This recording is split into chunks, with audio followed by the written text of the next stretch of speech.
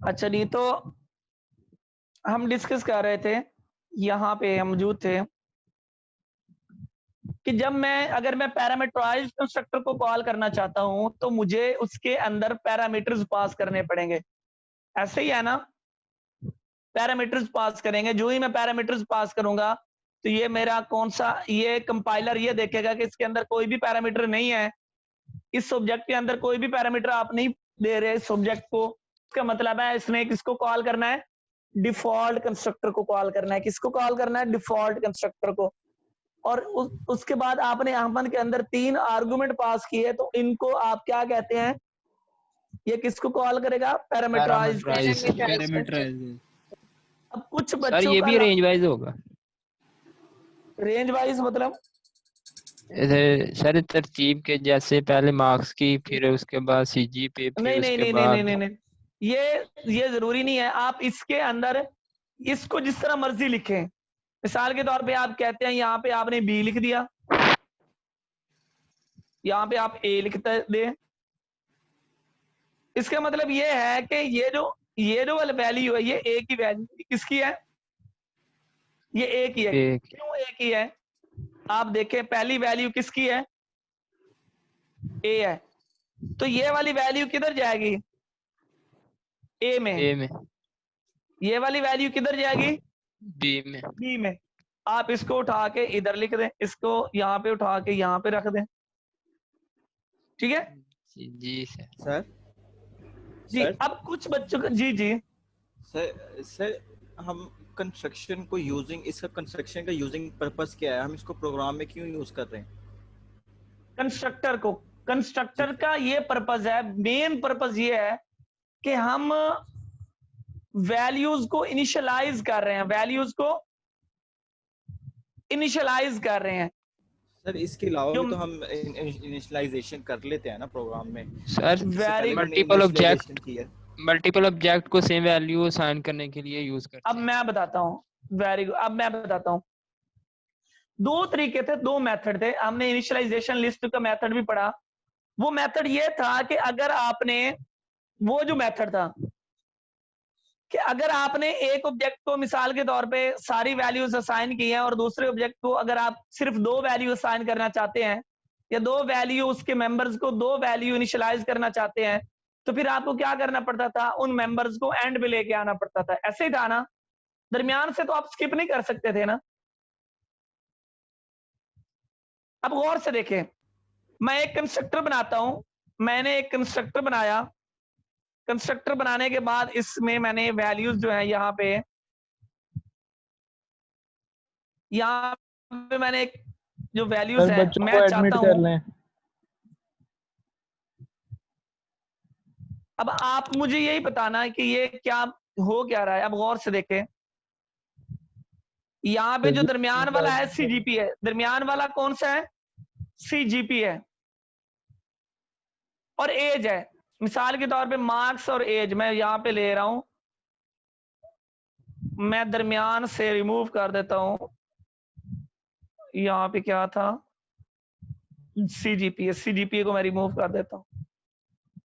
यहाँ पे गौर से देखें,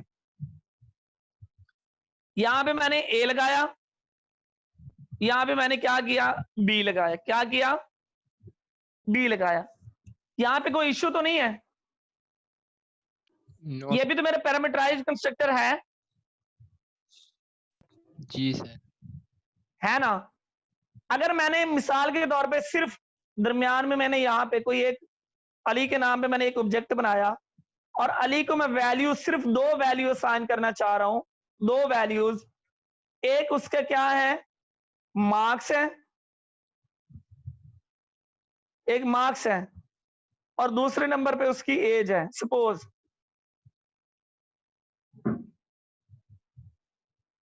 जब आपने ये किया तो क्या ये आपको एरर देगा?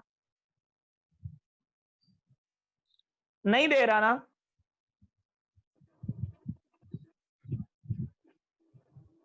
नो क्या आपको कोड नजर आ रहा है?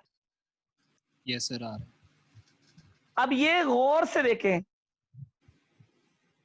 ये आप CGPA को रिमूव कर रहे हैं, इसमें CGPA को रिमूव कर रहे हैं, ऐसे ही है ना? ये यस किस सर। जी कंस्ट्रक्टर को कॉल करेगा? ये किस कंस्ट्रक्टर को कॉल करेगा?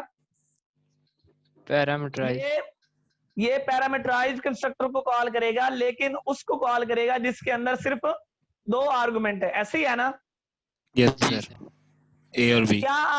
क्या आप इसी तरह अली को, ये अगर आप ये नहीं लगाते, अली को आप इनिशियलाइजेशन लिस्ट की मदद से इनिशियलाइज कर सकते हैं सिर्फ 2 वैल्यूज, और 2 वैल्यूज वो कौन सी हो?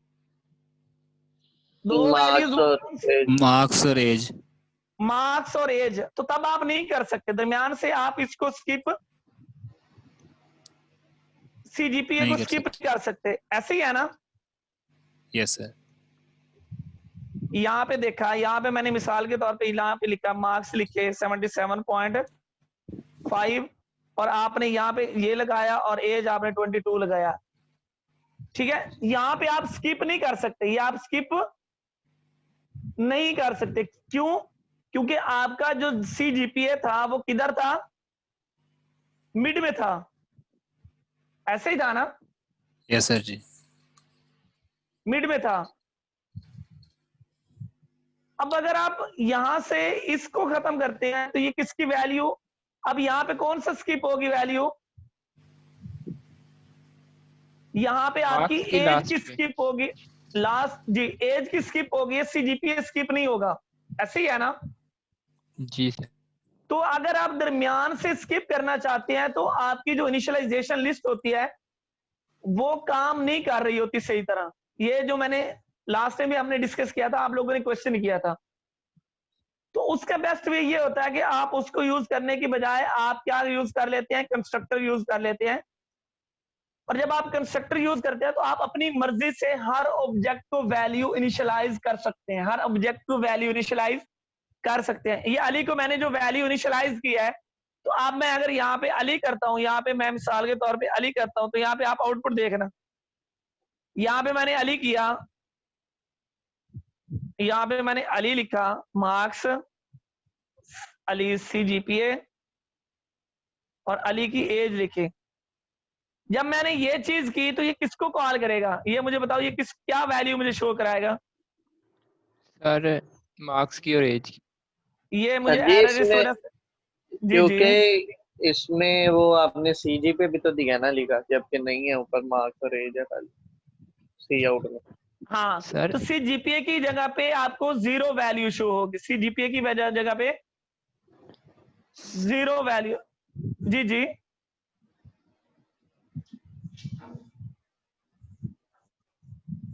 यहाँ पे देख लें आप, आपको आउटपुट नजर आ रही है? नो सर, अब बात अब जी देखें, जीरो किधर दे रहा? ये गार्बेज 0 वैल्यू दे। गार्बेज वैल्यू आ रही है, ऐसी है ना? CGPA की गार्बेज वैल्यू वो पिक कर रहा है। लेकिन आपने ये देखा, आपने यहाँ पे ये 77.7, और ये जो है ये आपकी क्या है? एज 22। ये एज की 22 है। अब सपोज अगर आप इनिशियलाइजेशन की मदद से यही वैल्यू इनिशियलाइजेशन की मदद से देते हैं तो क्या वैल्यू आपको शो होगी, मुझे बताना आप।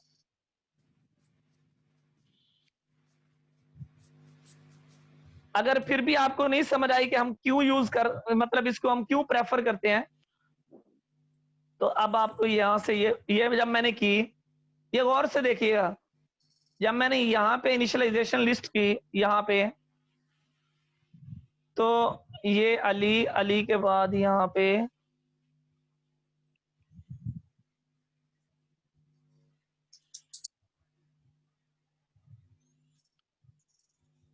.7, ये error initialization with dot is not allowed for the, okay मैं देख लेता हूँ ये क्यों कह रहा है। सर जी जब Float, इनिशियलाइज लिस्ट करते हैं ये, तब सिर्फ इसका आपने वो साइन चेंज किए ना, किस ब्रैकेट चीज के? ब्रैकेट ब्रैकेट्स के। जी मैंने इक्वल का साइन लगाता हूँ, फिर मैंने इक्वल साइन लगाया। ये शो इनिशियलाइज लिस्ट को करता है ना? जी जी। अब ये देखो मैंने यहाँ पे सपोज यहाँ पे मैंने लिखा सेक्शन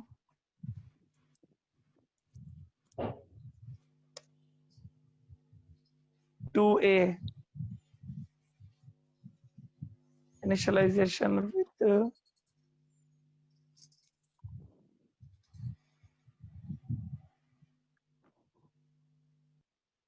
अच्छा ठीक है। ये बता रहा है कि आप इनिशियलाइजेशन जो है लिस्ट यूज नहीं कर सकते जब आपने वो बनाए होते हैं, कंस्ट्रक्टर बनाए होते हैं। ठीक है, कंस्ट्रक्टर बनाए होते हैं। मैं आपको बता देता हूं, यहाँ पे अगर मैं कंस्ट्रक्टर को रिमूव कर देता हूँ, यहाँ पे सारे ये जो यहाँ पे ये जो चीज है, सपोज मैंने यहाँ पे इसको उड़ा दिया, या यहाँ पे मैंने इसको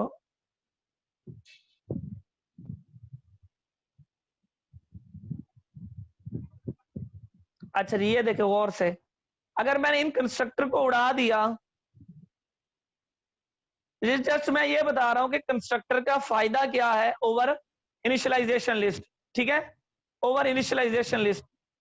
तो आप यहां पे करने के बाद यहां पे इसको उड़ा दें, इसको उड़ा दें। ठीक है, अब यहां पे आपने अली लिखा, अब आप देखेंगे ये किसकी वैल्यू आपको देगा, ये किस किस की वैल्यू देगा। सर नीचे लिखा हुआ वाली यहाँ पे आपने इसको एग्जीक्यूट किया, एग्जीक्यूट करने के बाद आप देखेंगे ये आपको क्या दे रहा है, ये एज की वैल्यू आप रिमूव कर सकते हैं सिर्फ, जबकि आपने CGPA की वैल्यू अगर रिमूव करनी है तो उस चीज के लिए ये जो चीज है आपकी एप्लीकेबल नहीं है। ऐसी है ना इनिशियलाइजेशन जी लिस्ट CGPA, तो उस चीज के लिए आपने क्या यूज किया था, कंस्ट्रक्टर यूज किया था कि आप अपनी मर्जी से वैल्यू जिसको चाहें इनिशियलाइज कर दें, जिसको चाहें आप इनिशियलाइज ना करें। इसी तरह आप यहाँ पे अगर आपने अली को वैल्यू जब आपने इनिशियलाइज की, तो अब यहाँ पे क्या होगा, यहाँ पे कौन सी वैल्यू रिमूव होगी, यहाँ पे CGPA रिमूव होगा। क्या रिमूव होगा, यहाँ पे ये देखें, ये एरर इस वजह से आ रहा है क्योंकि जो आउटपुट विंडो थी वो पहले से ओपन थी, आपने इसको ओपन किया, यहाँ पे चलाने के बाद ये आपको नजर आ रहा है उसने CGPA की वैल्यू को रिमूव कर दिया, जबकि एज की वैल्यू उसने सेट कर दिया। तो ये आप यूज करते हैं कंस्ट्रक्टर इस पर्पज के लिए। ठीक है, सर बच्चों को एडमिट कर लें। अब आपको ये पता चला कि पैरामीटराइज्ड कंस्ट्रक्टर हम कब कॉल करते हैं, कैसे कॉल करते हैं। ये अजान किस कंस्ट्रक्टर को कॉल करेगा मुझे बता दें आप, डिफॉल्ट को। और ये अहमद किसको कॉल करेगा, पैरामीटराइज को। कौन से पैरामीटराइज्ड को, कौन से पैरामीटराइज्ड को, पैरामीटराइज जिसमें आर्गुमेंट पास हो रहे हैं, जिसमें आर्गुमेंट कितने पास हो रहे हैं, 3, एक में 2 और एक में 3। तो ये अहमद किसको कॉल करेगा, 3 वाले को, 2 वाले को, 3 वाले को। 3 वाले को। ओके गुड, 3 वाले को। और ये अली किसको कॉल करेगा, 2 वाले को। 2 वाले को। और यहाँ पे अगर आप अहमद लिख देते हैं तो जो अजान है ये डिफॉल्ट को कॉल करेगा। ऐसे ही है ना जी सर। अच्छा, अगर आप 2 या 2 से ज्यादा फंक्शंस को जिनका नाम सेम होता है लेकिन उनके अंदर आर्गुमेंट्स जो हैं, पैरामीटर्स जो हैं वो डिफरेंट होते हैं, तो उनको क्या बोलते हैं, उस प्रोसेस को क्या बोलते हैं, पैरामीटराइज। Function overloading. पढ़ा था आपने, जी सर, ये आपने पढ़ी होगी फंक्शन ओवरलोडिंग। ये आप लिख लें, डेफिनेशन है, the process of declaring multiple functions with the same name but different in arguments. इस चीज को आप बोलते हैं फंक्शन ओवरलोडिंग। अब यहाँ पे ये देखें, सर रिपीट कीजिएगा काइंडली। चले मैं आपको आगे समझा दूंगा, ये आगे आपने पढ़ना है ओवरलोडिंग के बारे में, ओवरराइडिंग क्या होती है, ओवरलोडिंग क्या होती है। ये जस्ट लिख लें अगर कोई लिखना चाह रहा है। the process of declaring multiple functions with the same name but different in arguments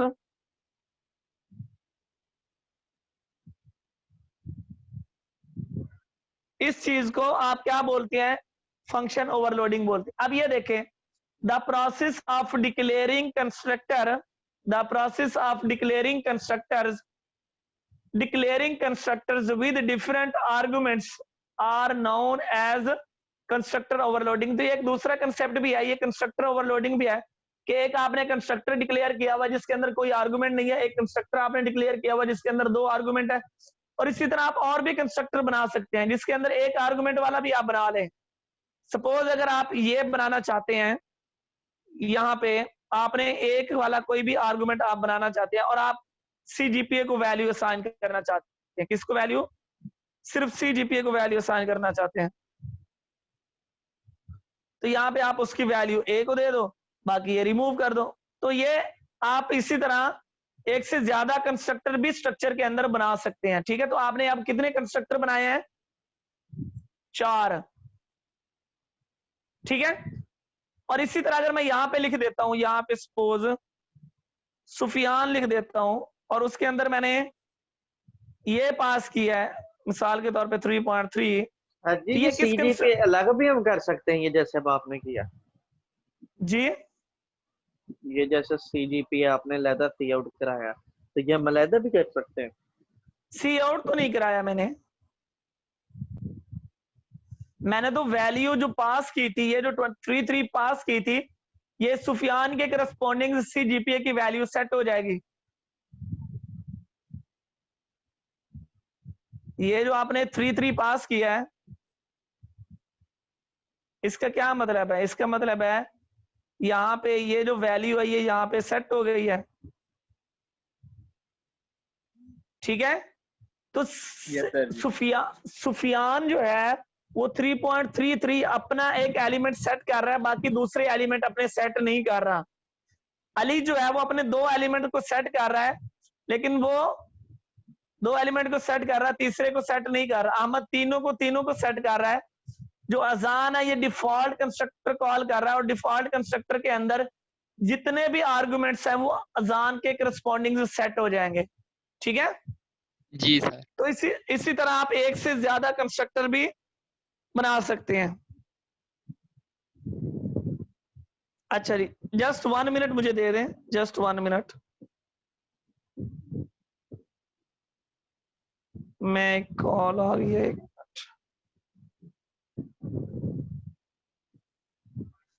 यहाँ पे आप सोचें, आप क्वेश्चन सोचें, मैं उसके बाद आपको बताता हूं। जी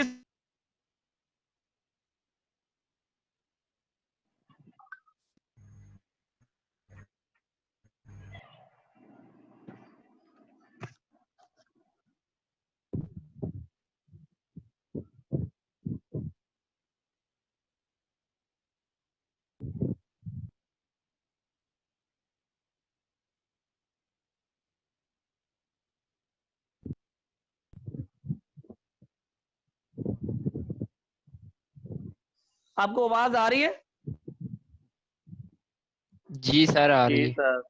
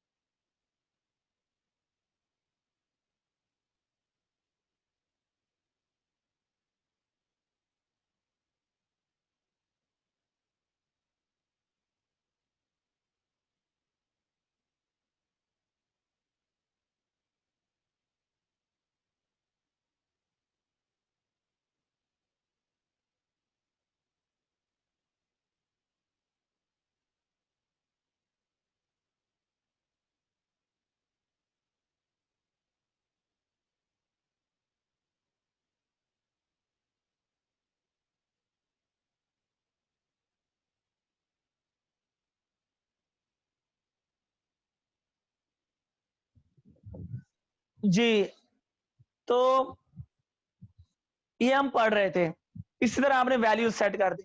अच्छा, अभी तक हमने सिर्फ 3 स्लाइड्स पढ़ी हैं। आप लोग टाइम बहुत वेस्ट करते हैं, मेरा भी और अपना भी। अच्छा, नहीं सर जी, हम किधर वेस्ट करते हैं।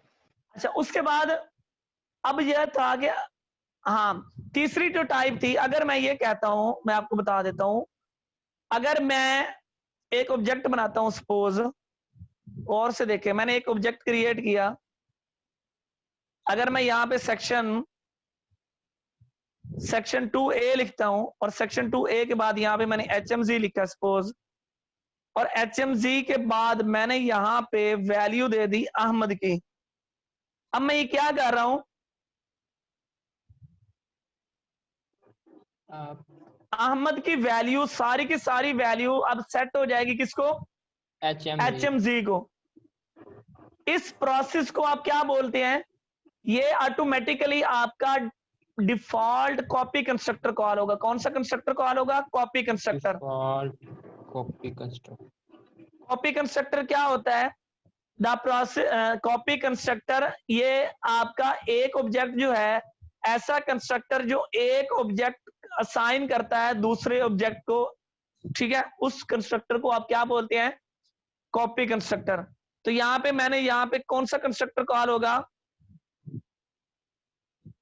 कॉपी कंस्ट्रक्टर कॉल होगा। और यहाँ पे आप देख सकते हैं कि HMZ की वैल्यू क्या है, ठीक है, HMZ की वैल्यू क्या होंगी? जो कि अहमद की वैल्यूज होंगी। कि आप पूरा का पूरा एक ऑब्जेक्ट जो है वो दूसरे ऑब्जेक्ट को असाइन कर सकते हैं। तो ये हमें नजर नहीं आ रहा था, इस चीज को हम बोलते हैं इम्प्लिसिटली। क्या बोलते हैं? इम्प्लिसिटली, जो हमें नजर नहीं आ रहा होता। ये जो हमें नजर आ रहा है कोड, इस चीज को हम बोलते हैं एक्सप्लिसिटली, ठीक है। अब यहाँ पे मैं बोल देता हूं, यहाँ पे लिख देता हूं, इम्प्लिसिटली कॉपी कंस्ट्रक्टर कॉल्ड। क्या होता है? इम्प्लिसिटली, ये P नहीं लिखा जा रहा,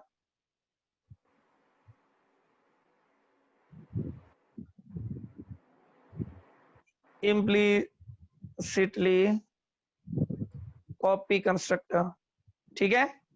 ये कौन सा कंस्ट्रक्टर कॉल होगा? Copy constructor. और आपको HMZ की वैल्यू सेट हो जाएंगी। यहां तक समझ आई? ये तीनों कंस्ट्रक्टर आपने देख लिए। अच्छा, उसके बाद अब हमें ये था कि हम जिस तरह अरे बनाते हैं सिंपल एलिमेंट्स की, सिंपल जो हमारे मेंबर्स होते हैं उनके अरे बनाते हैं। जिस तरह आपने अरे बनाई थी, कैरेक्टर अरे बनाई थी नेम की, और इसी तरह मिसाल के तौर पे आप अरे बना सकते हैं, मार्क्स की अरे बना सकते हैं। तो क्या हम अरे जो है वो ऑब्जेक्ट की भी अरे बना सकते हैं या नहीं बना सकते? मिसाल के तौर पे मैंने अगर 5 ऑब्जेक्ट डिक्लेयर करने हैं, मैं अहमद, अजान, सुफियान, अली, HMZ, इनको इस तरह नहीं लिखता। क्या मैं इनकी एक अरे बना सकता हूं? यस, मैं बना सकता हूं। जिस तरह आप एक, अगर आपने सिंपल वेरिएबल आप डिक्लेयर करते हैं 10 और सेम टाइप के हैं, और सिंपल वेरिएबल को 10 मरतबा डिक्लेयर करने की बजाय आप क्या करते हैं? उनकी अरे बना लेते हैं। ऐसे ही है ना? इसी तरह अगर आपने जो ऑब्जेक्ट बनाने हैं 10, उन ऑब्जेक्ट को इस तरह डिक्लेयर करने की बजाय आप उनकी अरे बना लें, तो इसी वजह से हम बोलते हैं array of objects of structure. An array is the collection of same data type. तो ये आपको पता है अरे क्या है? सेम डाटा टाइप है। अरे और स्ट्रक्चर में डिफरेंस क्या है? ये अब मैं जिससे पूछूंगा सिर्फ वो बंदा बताएगा। जी सर। जी, शहीर मुझे बताए।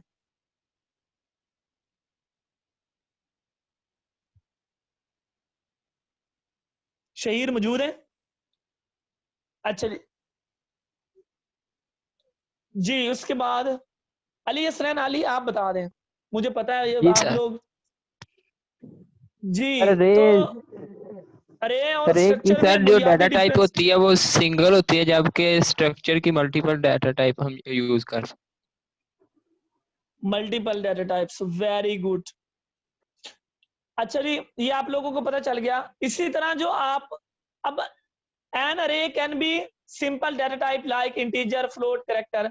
Similarly, an array can be of user-defined data type such as structure. तो इसी तरह आप स्ट्रक्चर की भी अरे बना सकते हैं। मिसाल के तौर पे मैं सिंपल आपको मिसाल दे रहा हूं, आपने अभी अजान, अली, सुफियान, HMZ ये 4-5 ऑब्जेक्ट बनाए हैं। आप इन 4-5 को, क्योंकि इनका डाटा टाइप तो सेम है ना, क्योंकि ये सेक्शन 2A के हैं, तो आप इनको वेरिएबल डिक्लेयर करने की बजाय आप ऑब्जेक्ट डिक्लेयर कर दें, अरे डिक्लेयर कर दें। मिसाल के तौर पे आपने सपोज आप यहाँ पे आपने 5 बंदों का नाम लिखा, सपोज आपने 500 बंदों का डाटा स्टोर करना है, 500 बंदों का डाटा स्टोर करना है, तो आप 500 बंदों का नाम लिखोगे? नहीं, आप 500 बंदों का नाम नहीं लिखेंगे। आप क्या लिखेंगे? जस्ट एक अरे बना देंगे 500 की, और वो वहां पे हर जो ऑब्जेक्ट है एक्चुअली वो एज ए अजान हो काम कर रहा होगा या एज ए सुफियान काम कर रहा होगा। एवरी ऑब्जेक्ट जो होगा वो जिस तरह अजान वगैरह मैंने डिक्लेयर किए उस तरह एक्ट करेंगे। An array of objects of structure is a type of array in which each element contains a complete structure. इसका मतलब क्या होता है कि उसके अंदर हर ऑब्जेक्ट जो है उसके अंदर पूरी की पूरी स्ट्रक्चर होती है। ठीक है, अच्छा जी, मिसाल के तौर पे अब मैं आपको बता देता हूं, an array is a collection of same data type. An array can be of, ये आपको पता है। सपोज यहां पे आपको ये कोड नजर आ रहा है, ये आपकी बुक की मैंने थोड़ी सी पिक्चर ऐड की है, मैं आपको आज वाले कोड से समझा देता हूं। ये देखें, यहां पे आपने एक बुक के नाम पे एक स्ट्रक्चर बनाई, ये नजर आ रही है स्ट्रक्चर? जी सर। अब यहाँ पे आपने बुक के आगे ये नहीं लिखा बुक ऊप। मिसाल के तौर पे अगर आप ये लिखना चाहें, मैं आपको ये बता देता हूं, अगर आप ये लिखें यहाँ पे बुक ऊप, अगर आपने ऊप लिखा तो ये आपका कितना एक ऑब्जेक्ट बन गया, ऐसे ही है ना। फिर आपने लिखा एम के नाम पे मैथ मिसाल के तौर पे, और तीसरी आपने कोई भी PF लगा दी। सपोज ये कितने ऑब्जेक्ट आपने बनाए? 3। हर मेंबर जो है वो एक्चुअली ये सारी की सारी स्ट्रक्चर को रख रहा होगा अपने अंदर, ऐसे ही है ना। जी सर। इसी तरह आप 3 अलग-अलग बनाने की बजाय आप उनको एक क्या दे दिया? अरे डिक्लेयर कर दी। क्या कर दी? क्योंकि ये तीनों बुक ही है ना, तीनों बुक्स ही हैं, बुक का नाम ही है, इस वजह से आपने अरे डिक्लेयर कर दी। इसका क्या मतलब है? इसका मतलब ये था, the above example declare a structure book, it defines N अरे ऑफ स्ट्रक्चर्स B of 3। इसका मतलब है टोटल 3 ऑब्जेक्ट्स हैं। कितने ऑब्जेक्ट्स हैं? 3 ऑब्जेक्ट्स हैं। हर ऑब्जेक्ट जो है वो ये सारे के सारे एट्रीब्यूट्स रख रहा होगा, ये सारे के सारे एलिमेंट्स रख रहा होगा। अगर मैं इसको लिखना चाहूं, ये B of 3 का क्या मतलब है? ये B of 0 plus B of 1 plus B of 2 पर मुश्तमिल है, ऐसे ही है ना। जी सर। और B of 1 जो है ये कितने एलिमेंट्स पर मुश्तमिल है? 3 एलिमेंट। स्ट्रक्चर के सारे एलिमेंट्स, क्योंकि ये किसका नाम है? ये एक ऑब्जेक्ट है। B of 0 जो है ये एक ऑब्जेक्ट है, और ऑब्जेक्ट क्या होता है? जो सारे के सारे एलिमेंट्स अपने अंदर रख रहा होता है, स्ट्रक्चर के सारे एलिमेंट्स। इसी तरह B of 1 भी वही है, B of 2 भी वही है। आप यहां पे मैं मिसाल के तौर पे आप गौर से देखें, अगर आप कोड देखें यहाँ पे अगर आप अजान, अहमद, अली और सुफियान ये 4 मेंबर्स हैं, इन 4 मेंबर्स की जगह पे अगर आप ये लिखते हैं सेक्शन 2A OBJ ऑफ, ये कोई पैरेंथेसिस मुझे सेंड कर दे, ये जो बड़ी ब्रैकेट होती है,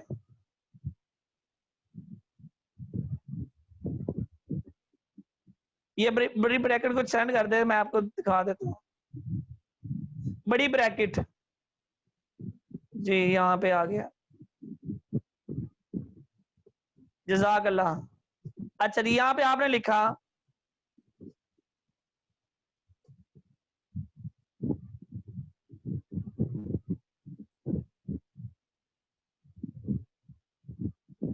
अच्छा, यहाँ पे आपने 3 लिखे, सपोज कितने लिखे? 3। अब मैं आपको सिर्फ एक चीज दिखाना चाह रहा हूं कि यहाँ पे अगर आप OBJ, अब अरे का जो पहला एलिमेंट होता है, अरे का पहला एलिमेंट, उसका इंडेक्स क्या होता है?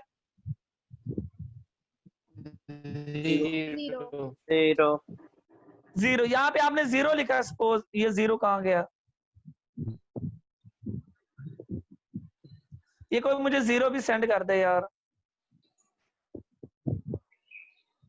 सर जी आज के लिए बहुत है सर। जस्ट वेट कर लें आप लोग। अच्छा, यहाँ पे आपने डॉट लगाया तो आपको पता चला कि ये जो OBJ ऑफ 0 है, इसका मतलब है ये एक ऑब्जेक्ट है। ये आपको नजर आ रहे हैं उसके एलिमेंट्स अंदर? डॉट लगाने के बाद एज, CGPA, मार्क्स नजर आ रहे हैं? यस सर जी। इसी तरह अगर आप यहाँ पे 1 लगाएं तो आपको ये भी पता चलेगा कि ये OBJ ऑफ 1 ये भी एक ऑब्जेक्ट है। ऐसे है ना? Yes sir. अगर आप OBJ 2 लगाएंगे और OBJ 2 के बाद डॉट लगाएंगे तो ये भी एक ऑब्जेक्ट है। तो टोटल कितने ऑब्जेक्ट बने? 3। अगर आप OBJ 3 लगाएंगे तो ये आपको क्या देगा? ये बता रहा है कि ये भी एक ऑब्जेक्ट है, लेकिन वो ऑब्जेक्ट एग्जिस्ट नहीं करेगा। क्यों? क्योंकि इंडेक्स आप बढ़ गए हैं, आप इंडेक्स से बढ़ गया। तो टोटल एलिमेंट्स आपके कितने हैं? 3 है। इसका मतलब ये है OBJ ऑफ 0 एक ऑब्जेक्ट है, OBJ ऑफ 1 एक ऑब्जेक्ट है, OBJ ऑफ 2 एक ऑब्जेक्ट है। ठीक है, तो ये एक ऑब्जेक्ट की अरे है। अच्छा, उसके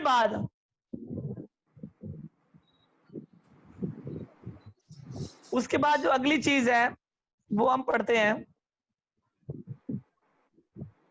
अच्छा जी, ये क्या हो गया? अब मैं एक छोटा सा कोड करने लगा हूं आप लोगों के सामने। छोटा सा कोड लिखूंगा, आप लोगों ने मुझे बताना है ताकि आपकी प्रैक्टिस भी हो जाए। मैं एक प्रॉब्लम जो होता है वो करता हूं। उसके बाद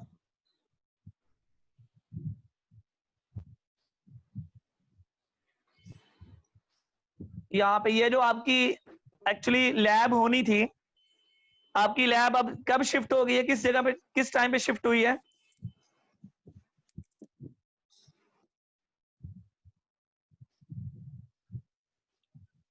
सर लैब टाइम वही है, बस टीचर आप असाइन हुए।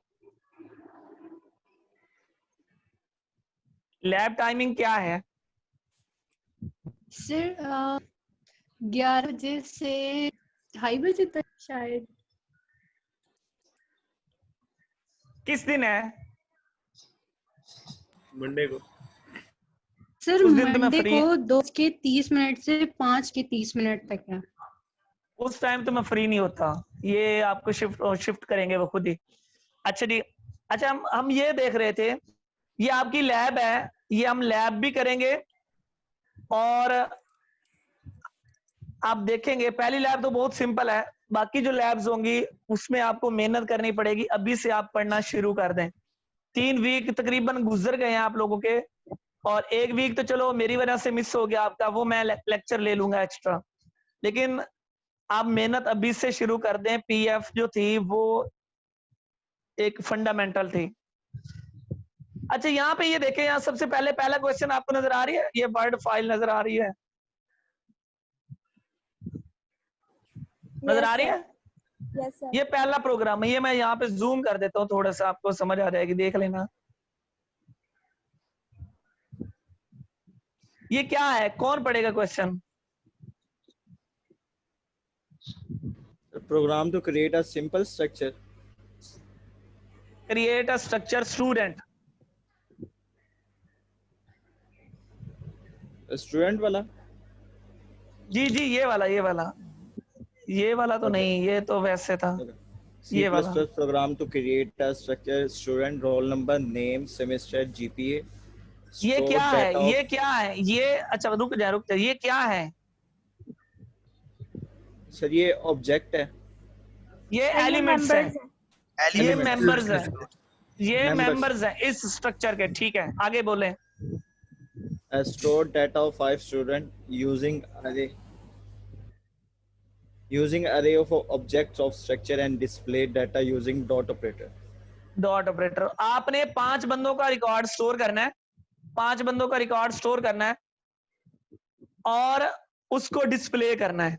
5 बंदों का रिकॉर्ड स्टोर करना है, मतलब सी इन करवाना है और उसको आपने सी आउट करवाना है, ठीक है। अब 5 बंदों का रिकॉर्ड वो कहता है, आप 5 बंदे इस तरह भी ले सकते थे, अली, सुफियान, एचएमजी, इनका पहले सी इन करवा ले फिर आप सी आउट करवा ले। लेकिन वो कहता है कि इनको आपने एज ए अरे यूज करना है, सारे ऑब्जेक्ट्स को आपने एज ए अरे यूज करना है। तो आप अरे डिक्लेयर करेंगे। अभी आपकी इसके बाद कोई क्लास तो नहीं है ना टाइम टेबल में? सर है